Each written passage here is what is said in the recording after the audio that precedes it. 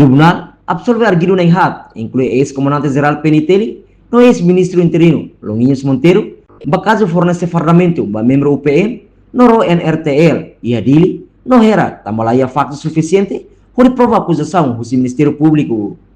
Tribunal Judicial Primeira Instância dele, leu se leitura acordão, foi decisão absorve, arguido na IHAT, e a caso fornecimento de ferramenta, ba membro unidade Polícia Marítima, no NRTL, e adili, no era. Arguido Sirane, mas que ex-comandante-geral Penitelli, no ex-ministro do Interior, atual, diretor-geral SNI, Longuinhos Monteiro, no arguido selo, mas que ex-inspetora Zia, Candida do Rosário, da Costa Soares, ex-diretor de aprovisionamento, João da Cruz, no ex-comandante-geral Penitelli, Henrique da Costa. Diretor acordão, Tribunal declara catac durante o processo de julgamento, Tribunal produz factos, leu Sirona a declaração arguido Sira, no testemunha Sira. Mas bem, e com o tribunal lá retam factos suficientes para condenar arguido na IHAT, para acusação de fornecimento de ferramenta para membro UPM, no NRTL.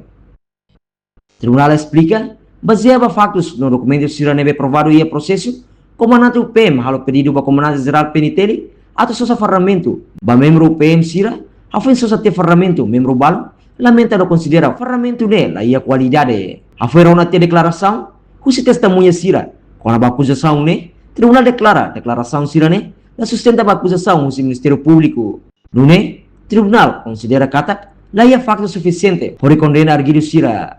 Tribunal e o juiz coletivo decide absolver arguido na IHAT, cuja acusação crime de participação econômica no crime de administração danosa, deve Ministério Público dumba arguido Sira. No né Longuinhos Monteiro, Candida do Rosário da Costa Soares, João da Cruz, no Henrique da Costa, absolveu-se a acusação, Ministério Público. Reportagem Marquita da Silva, Televisão Timor Post.